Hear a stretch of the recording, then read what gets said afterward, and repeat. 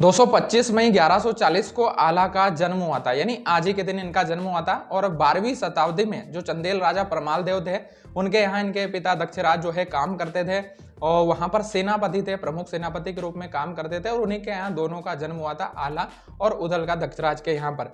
और इनके बारे में प्रसिद्ध लोकगीत है जो पूरे उत्तर भारत के अंदर प्रसिद्ध है और घर घर में प्रसिद्ध है कि बड़े लड़िया महुआ वाले जिनकी मार सही ना जाए, एक को मारे दो ही मर जाए, तीसरा खोप से ही मर जाए, यानी तीसरा खोप से ही मर जाता था।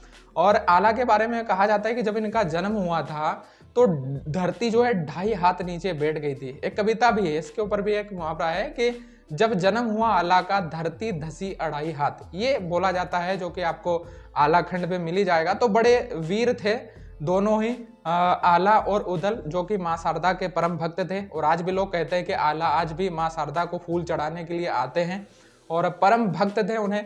और अमरता का वरदान भी जो है मां शारदा ने आला को दिया था। तो पूरे उत्तर भारत के अंदर रामचरितमानस के बाद यदि सबसे ज्यादा कोई ग्रंथ पूजा जाता है या जिसको माना जाता है तो वो आला खंड है। आला खंड को उत्तर भारत के लोग इसको सबसे लोकप्रिय ग्रंथ और धर्म ग्रंथ भी मानते हैं। आज इस वीडियो के अंदर मैं बात करने वाला हूँ यदुवंश शिरोमणि अहिर यादव, आला और उदल के बारे में। इतने वीर योद्धा थे जिनको इतिहास की किताबों में कभी इतना पढ़ाया नहीं गया, इतना सम्मान नहीं दिया गया और जिनके बारे में हम बहुत ही कम लोग जानते हैं। पहले बहुत ज्यादा लोकप्रिय होते थे, लेकिन धीरे धीरे इन चीजों पर ध्यान न देकर, आला और उदल की वीरता, इन चीजों पर ध्यान न देकर उनको धीरे धीरे दबाया जा रहा है। लेकिन हम कभी भी इसको दबने नहीं देंगे और इतिहास की चीजों को हमेशा आपके सामने लाते रहेंगे। आज इस वीडियो के अंदर हम बात करने वाले हैं आला और उदल के जीवन के बारे में, उनकी कहानी के बारे में, उनके जीवन से जुड़ी कुछ बातों के बारे में। दोस्तों, सबसे पहले जो भ्रम कई लोगों के मन में रहता है कि आला और उदल किस वंश के थे, मैं आपको बता दूं कि वो यदुवंशी यादव थे, आला और उदल दोनों भाई।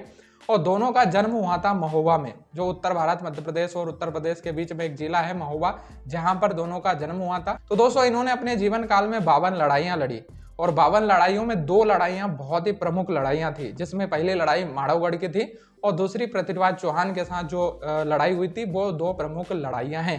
तो हम 2 प्रमुख लड़ाइयों के बारे में बात करेंगे। पहली जो लड़ाई हुई थी इनके माधवगढ़ के राजा जो करिंगा थे उनके साथ हुई थी। तो इन्होंने क्या है कि करिंगा जो थे माधवगढ़ के राजा, उन्होंने इनके पिता की हत्या कर दी थी और इनकी हत्या का बदला लेने के लिए आला और उदल दोनों जाते हैं। अब दोनों जाते हैं तो भयंकर युद्ध होता है और इस युद्ध में जो राजा करिंगा थे माधवगढ़ के, उनका सर कलम कर देते हैं और उसको जीत लेते हैं, उस किले को, माधवगढ़ के किले को जीत लेते हैं। अब जैसे ही इस जीत का सभी को पता चलता है तो पूरे उत्तर भारत के अंदर, महोबा के अंदर इनके नाम के चर्चे घर घर में हो जाते हैं। कई लड़ाइयां ये अपने जीवन में जीतते हैं। बड़े वीर थे, बहुत ही तेजस्वी थे और 110 किलो की इनकी 2 तलवारें थी, 80 किलो का छाती का कवच जो है पहन के चलते थे। तो बड़े वीर थे। हमारे महाराणा प्रताप, शिवाजी महाराज, पृथ्वीराज चौहान के बारे में हम बात करते हैं, इतने ही वीर हमारे आला और उदल भी थे, लेकिन इतिहास में इनको ज्यादा स्थान नहीं दिया गया। इतिहास में से इनकी बहुत सारी वीरता को चुराया गया और भारत सरकार ने भी उतना ध्यान नहीं दिया। तो धीरे धीरे ये चीजें विलुप्त हो रही हैं। लेकिन हम जैसे लोग लगातार इनकी वीरता को आप लोगों के सामने लाते रहेंगे और इसको जीवंत रखेंगे।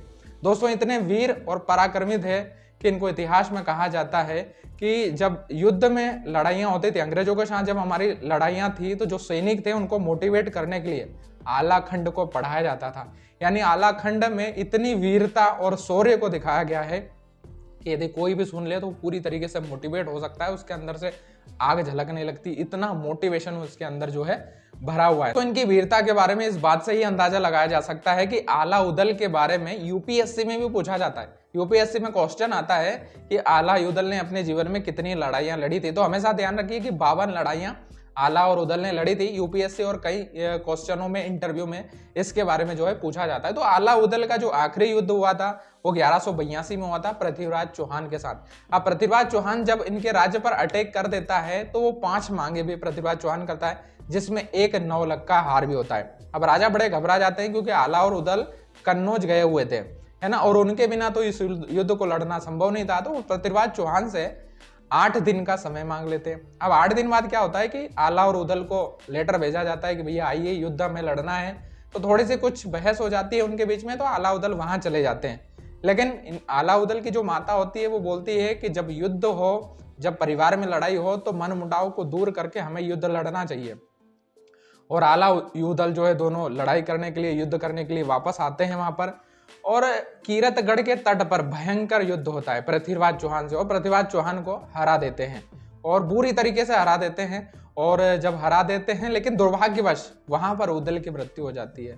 उस युद्ध में उदल की मृत्यु हो जाती है। उसके बाद आला बहुत ही भयंकर रूप धारण करते हैं और मां शारदा की तलवार लेते हैं, और इतना विभत्व दृश्य होता है कि उस दृश्य को देखना मुश्किल था। उसके बाद जब आला युद्ध करते हैं तो एक पहर में भी आधी से ज्यादा सेना को, पृथ्वीराज की सेना को खत्म कर देते हैं। और इस दृश्य को देखने के बाद पृथ्वीराज चौहान पूरी तरीके से भयभीत हो जाता है और लड़ते लड़ते आला जो है पृथ्वीराज चौहान के पास पहुंच जाता है। और जैसे ही उसको मारने वाला होता है तो उनके गुरु, जो आला के गुरु थे, गुरु गोरखनाथ, उनके पास आ जाते हैं और उन्हें रोक देते हैं। और वहां पर जो है पृथ्वीराज चौहान को आला जीवन दान देते हैं, और जीवन दान देने के बाद वहीं से सीधे संन्यास ले लेते हैं आला और जंगल की ओर चले जाते हैं। और उसके बाद फिर कोई भी युद्ध नहीं होता है।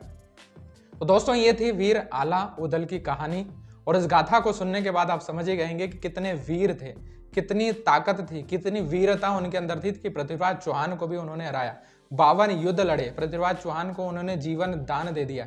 इतने वीर थे, इतनी ताकत थी, और मां शारदा के परम भक्त थे।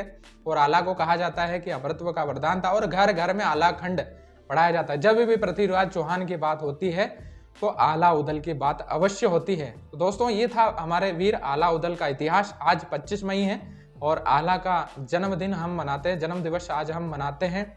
और उनकी वीरता कहीं खो ना जाए, इतिहास में कहीं खत्म ना हो जाए, इसलिए इस वीडियो को ज़्यादा से ज़्यादा लोगों तक शेयर करिएगा, है ना। इसके बारे में जानना बहुत ज़रूरी है, क्योंकि यदुवंश में जन्म लेकर उन्होंने कुल को आगे बढ़ाया और वीरता को आगे बढ़ाया। उन्होंने बताया कि यादव जाति कितनी महान थी, कितनी वीर थी, और यादव जाति का क्या इतिहास है इतिहास के अंदर।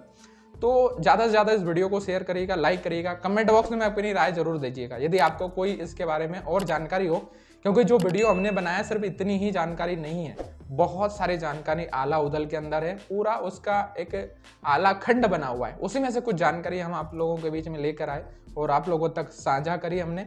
यदि कोई और जानकारी आपके पास है तो कमेंट बॉक्स में जरूर बताइएगा। ऐसे ही अमेजिंग और इन्फॉर्मेटिव वीडियो हम आपके लिए लेकर आते रहते हैं, इसलिए चैनल को अभी सब्सक्राइब कर लीजिएगा। मिलते हैं नेक्स्ट वीडियो में, तब तक के लिए आप सभी लोगों को जय श्री कृष्ण।